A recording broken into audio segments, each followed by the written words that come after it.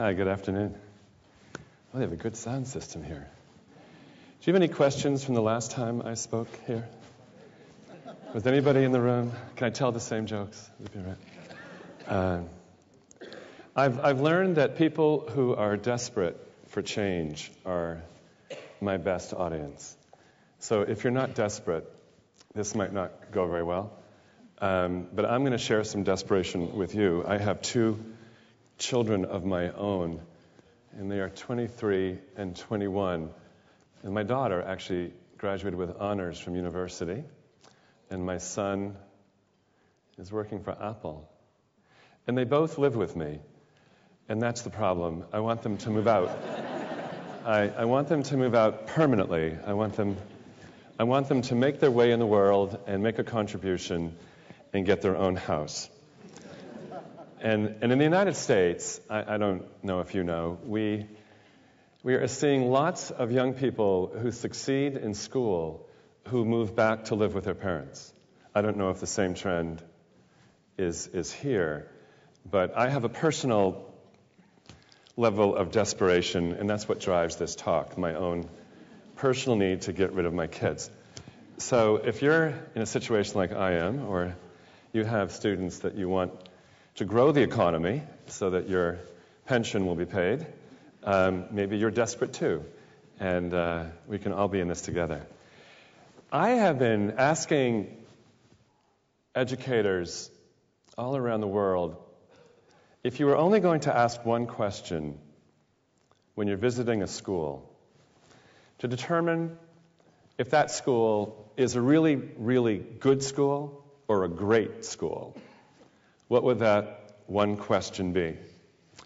And I've decided, after a couple of years of searching, that the question is, who owns the learning? And remarkably, at least in the United States, when you ask teachers who works harder during school, does the teacher work harder or do the students work harder? In the United States, inevitably, the teacher is working harder than the students. And I think I've been to other countries, I know I've been to other countries, where that is not the case. Certainly in many developing countries where I've worked, the students work harder than their teachers. And I've decided that that's one of the most important questions leaders can ask.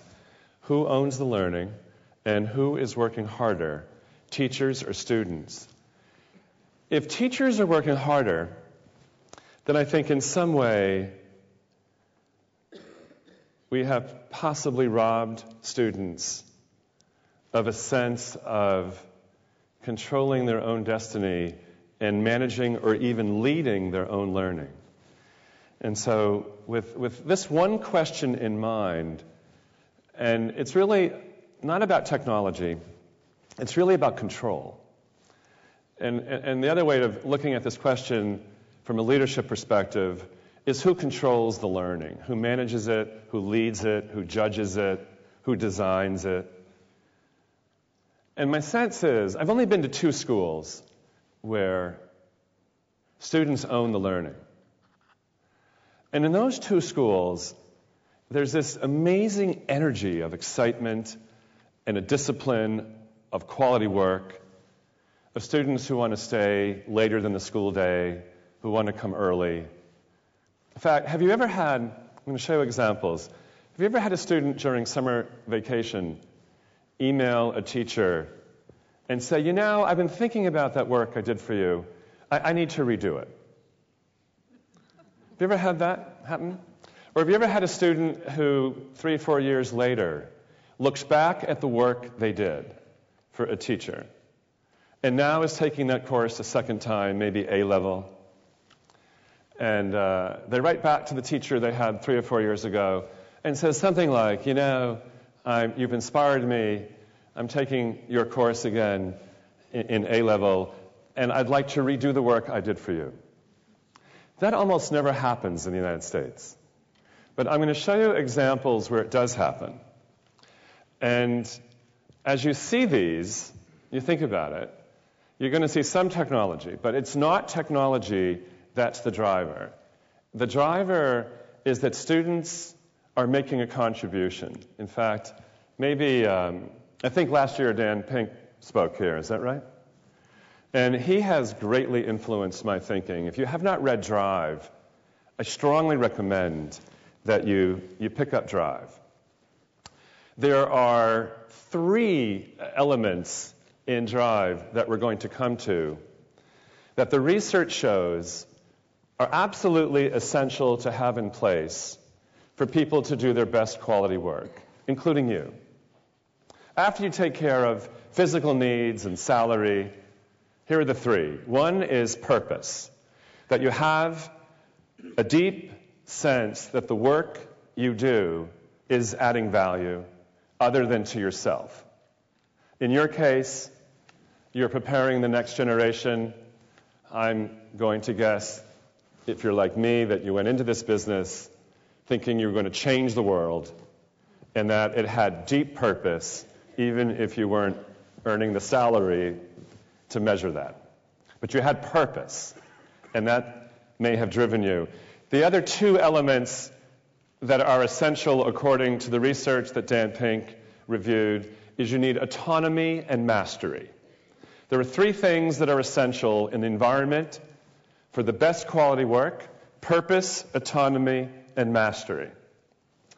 In the United States, from the perspective of our students, all 3 of those things are typically missing, except for top-performing students. They might have mastery. So what I want to do is reflect on the culture of teaching and learning and suggest that we should ask children, in the work that you do for us, do you see purpose? And if the answer is no, and typically, by the way, in the United States, the answer is no, then according to the research, we couldn't possibly have students doing their best work.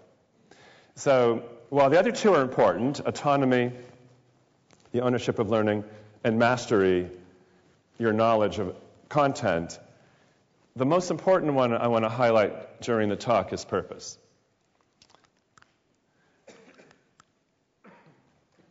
And this little graphic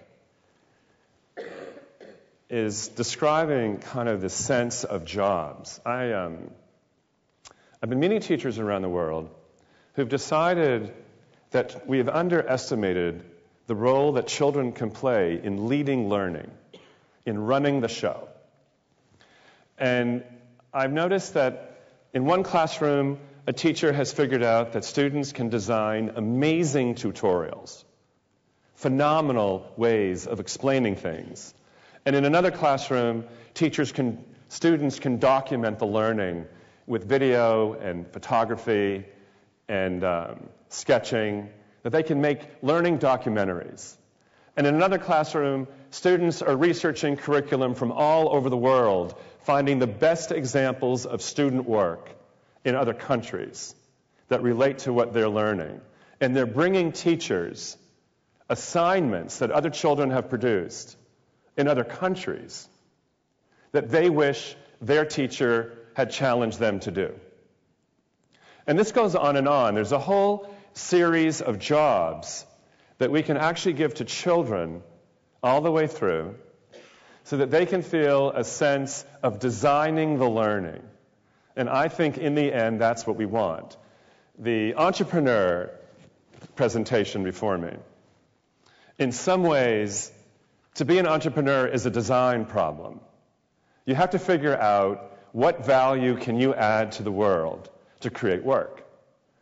And while this isn't a focus on entrepreneur, imagine that every student is a learning entrepreneur, that every student is contributing every day to the benefit of other students in their class. So the next question I have for you, are your students leaving a legacy?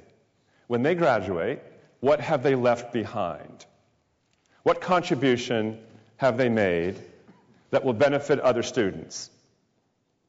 Or is all the work they've done just for their own grade? Where is the work? What contribution has the work made? Now, in the United States, if you ask this question, have students created a legacy? The answer almost inevitably is no. There's nothing that will remain behind when these students graduate that will benefit next year's class. So what I want to do, if I could get you on the web, this happens to be an example. This prime factorization comes from a website called mathtrain.tv. This happens to be a screenshot of a 3-minute video on how to factor 32. And if you're dying to know, the answer is 2 to the 5th. The girl who did this basically told her teacher that when he got one of those interactive boards, that he didn't know how to use it very well. It was really quite rude, actually. And he looked at her and basically said, well, can you do better? And she said, of course I can do better. So she stayed after school that day. He didn't even know that the technology that was delivered to his classroom came with a video recorder tool in the utilities. He didn't even know that. Nor did he know how to move the content he generated immediately to a website. He didn't know that either. In fact, he didn't know quite a lot. And she did. So she sorts out how to factor, and she's got a wonderful voice, much kinder than mine. And I wish I could play it for you. She runs through everything step by step. If you log on to mathtrain.tv and you type in prime numbers, you'll see that just short of 20,000 people have watched that video. Most teachers will not answer the same question 1,000 times in their career.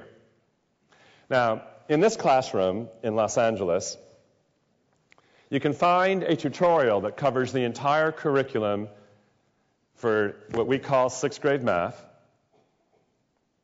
all designed by children. Every single problem is in a library designed by children.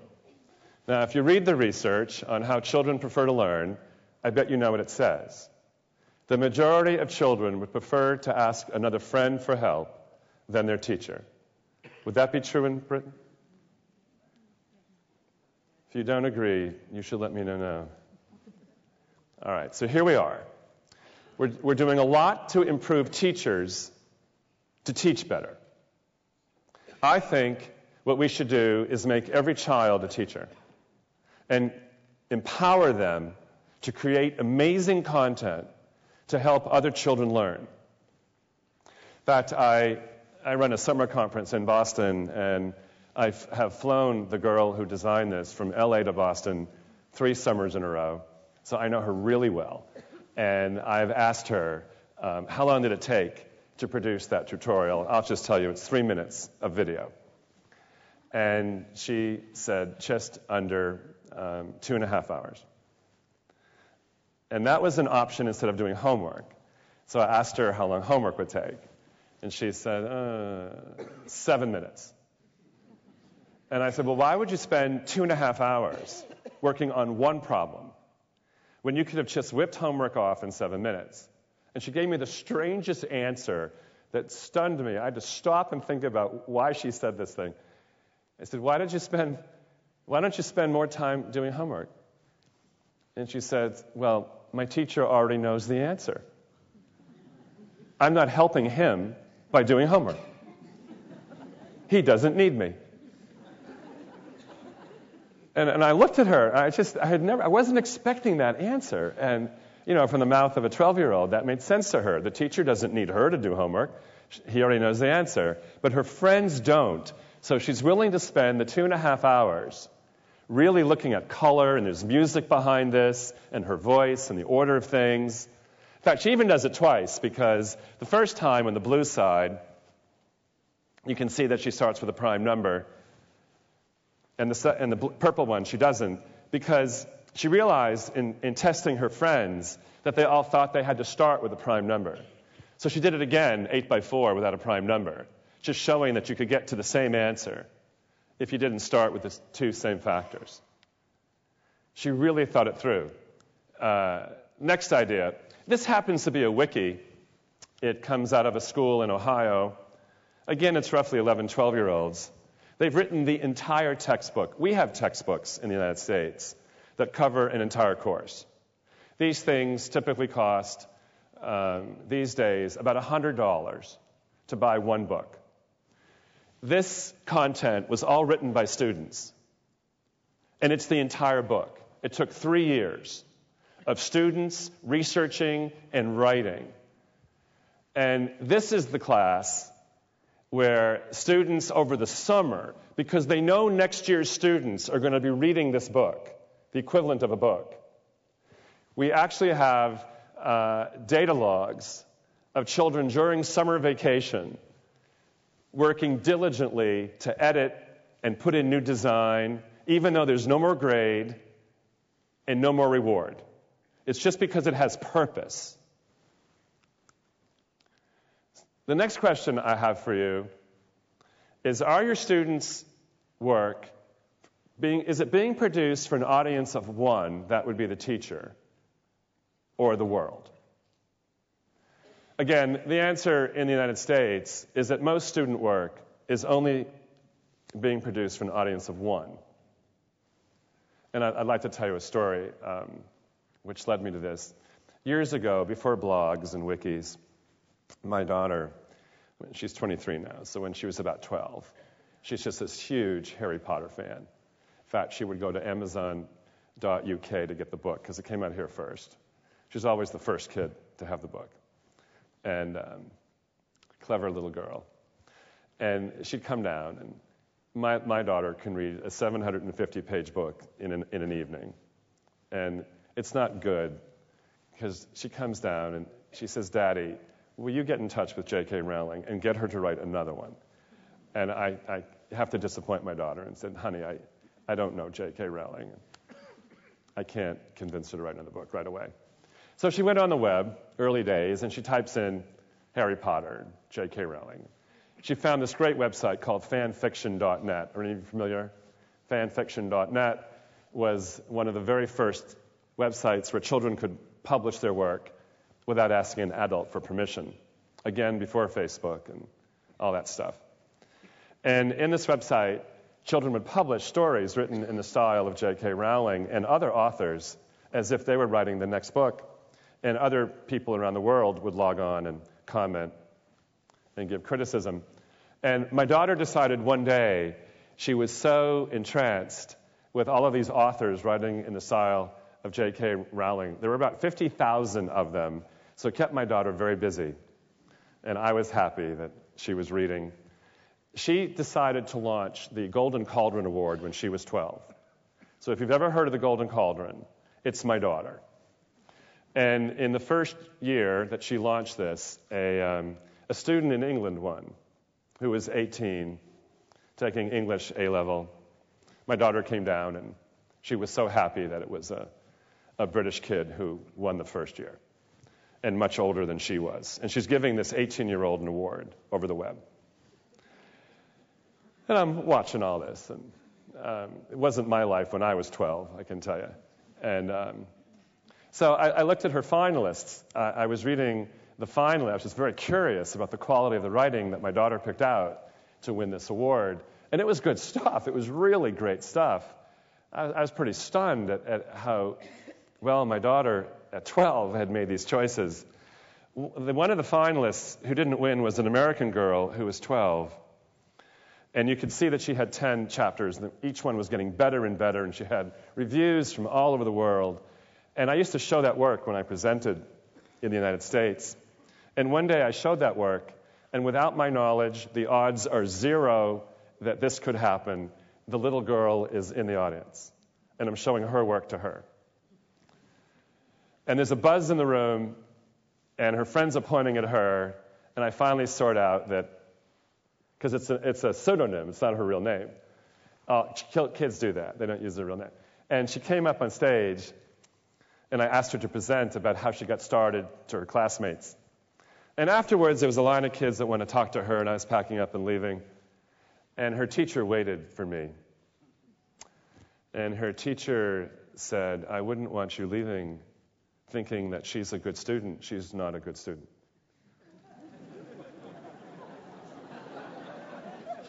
And I thought, why are you telling me this? Why? But then I realized I will never make that mistake again. That was my fault. I embarrassed that teacher in front of the faculty by pointing out that one of her failing students was absolutely brilliant. Don't ever do that. And I talked to her and I said, well, why isn't she a good student? Because clearly she's writing. And she said, well, she doesn't do her homework. And that was the school that I had to stay overnight. It was California. I live in Boston. And I had to stay over. And I went to dinner with the kids. And I found this girl again. And I said, I talked to your teacher. You're not doing your homework. What's with your homework? And she said, well, when I wake up, I have to make an important decision. Do I publish for the world or my teacher? What would you do? It was like, and I thought, well, okay, that's one kid. That's one kid. I'll never meet a kid like that again. That was before Facebook. That was before blog. Now, I think there's tens of thousands of kids who go home, they leave school. They're not allowed in school to have their own content on the web. And they go home and they create content, and they're global, and they're developing content for a worldwide audience, and they're wondering if they have to do their teacher's work. So if I could, I would have every student become a global publisher. That school will be a place where children will get a global voice, and they will publish their work for the world, whether it's mathematics or science or literature or fiction, or art or music. They will have a global following from the time they're in kindergarten all the way through. This, by the way, on a few days ago, I was in London, and I was looking at the mathtrain.tv website, and I pulled that statistic off that site. Do you see the countries? That was overnight, and you can see that Canada, Thailand, India, Denmark, Great Britain, Russia are all viewing tutorials based in one little classroom in Los Angeles. And I don't know if your schools have logs like this where children across the curriculum can realize at any given moment there are people all over the world who value their work. That's purpose. That's a powerful school that empowers children to have a global voice. And that one I told you about. I am convinced in order for children to have a global voice, you will need to have a global voice too.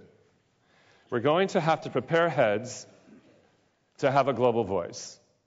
I don't know whether your school has a hashtag in Twitter for your teachers to use. In fact, I'll just take a quick poll. How many of you have a school hashtag? Well, not too many. I'm just going to recommend, for those of you who do not have a school hashtag, get one right away. Walk in when you return to school and show them the hashtag. If you don't know how to do this, get a 12-year-old to sit with you and go on YouTube and type in Twitter and tutorial. And you will see lots of videos on how to create hashtags in Twitter, and you can build community and link your teachers to the world. But if we want teachers to link student work to the world, I'm convinced we're going to need school leaders who can lead teachers to the world. So please be thinking globally. Do everything you can to help your teachers build global networks.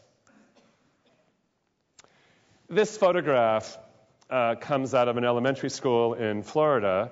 It just happens to show a number of jobs. Every kid in that room has a job. Every single kid. Every day. Those kids are contributing. Whether they're a back channel editor with Twitter, whether they're creating tutorials, doing research around the world and the content they're learning,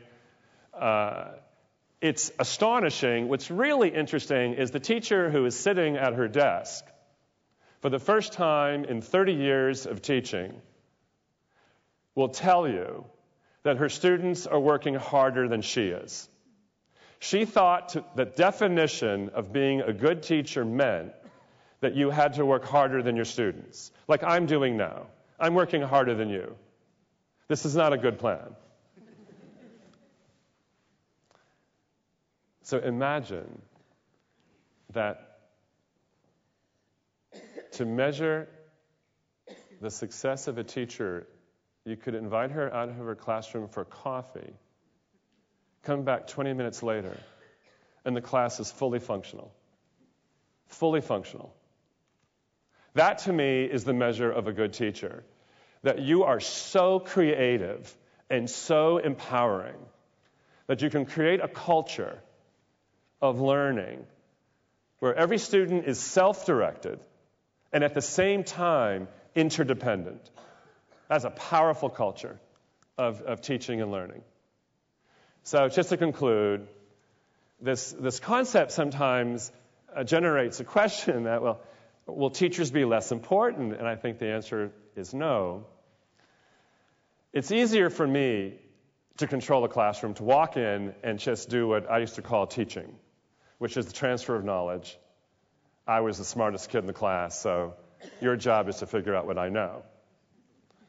It is actually harder, and I think requires more creativity, to create the learning environment where if you were in my doctoral class, you would feel completely responsible for managing your own learning and at the same time contributing to the benefit of everyone else in this room.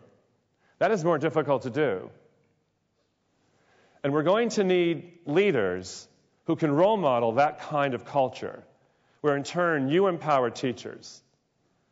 So just to leave you with a couple of questions. Are your students producing a legacy that will contribute to other students during the school year?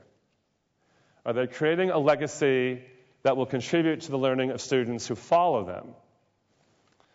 Are your students publishing for a worldwide audience, essentially every day? Not just once in a while, but every day.